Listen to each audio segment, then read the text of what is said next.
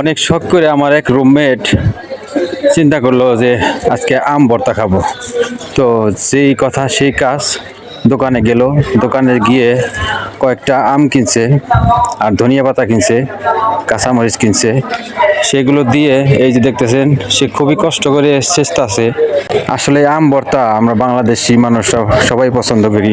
বিশেষ করে বাংলাদেশে যারা থাকে তারা এই আমের দিনে কিন্তু আমের ভর্তা খাই।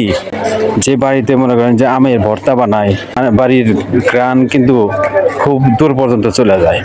আসলে আমের ভর্তা খাইতেও খুব ভালো লাগে। তো দেখতে পাচ্ছেন ছেলেটা খুবই কষ্ট করে আম ভর্তা বানাইতেছে, ধনিয়া পাতা ছেঁচতেছে, তারপরে আম ছেঁচবে। তো ছেলেটা অনেক কষ্ট করার পর আমাদের জন্য এই যে আম ভর্তা তৈরি করেছে এবং খাইতেছে। মরিচ দেওয়া হয়েছে, অনেক মরিচ দিছে।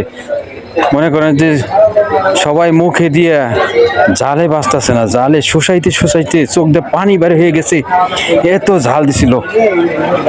আসলে আমের ভর্তা জাল না হলে ভালো লাগে না। তো জাল হয়েছিল খুবই কড়া, এই জাল হয়েছিল বলেই আসলে ভালো লাগছিল।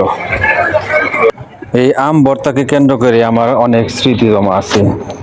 আমার মাই খুব ভালোবাসতো আমার এই আম ভর্তা খাওয়ানো। তো আমের দিনে রোদ উঠতো সাধারণত। তো দুপুরবেলায় আমি কোথাও বাইরে গেলে বাড়িতে এসে দেখতাম যে মা বাটি ভর্তি করে আম ভর্তা বানাই রাখছে। তো সেই আম ভর্তা আমি বসে বসে খাইতাম, তারপরে গোসল করে তারপরে ভাত খাইতাম। আরও অনেক স্মৃতি আছে। আমার এক চাচি আছে, তাকে দিয়ে আমরা স্বাস্থ্য ভাইয়া ছিলাম কয়েকজন, সবাই মিলে আম ভর্তা বানাইতাম। তো চাচি আমাদের জন্য অনেক কষ্ট করে সেই আম ভর্তা বানাইতো। তো আম ভর্তার শেষে আমরা করতাম কি, সেই আম ভর্তার মধ্যে থুতু দিতাম। থুতু দিয়া সেই আম ভর্তা আমরা সবাই মিলে খাইতাম। কিন্তু চাচিকে আর দেওয়া হয় নাই। চাচিও ওই ঘৃণা করে আর সেই আম ভর্তা খাইতো না। তো সেই কথা এখনো আমার মনে হয়।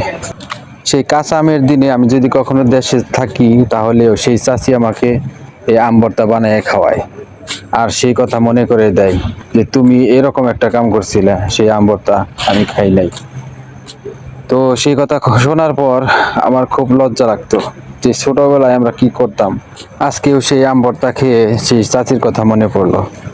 আর এদিকে আমার রুমমেট এতটাই ঝাল দিচ্ছে যে সবার নাক মুখে চোখে পানি চলে এসেছে, কেউ ভালোভাবে খেতে পারে নাই।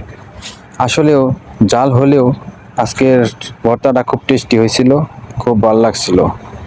তো ধন্যবাদ সে আব্দুল্লাহ ভাইকে, অনেক কষ্ট করে আমাদেরকে আম ভর্তা খাওয়ানোর জন্য।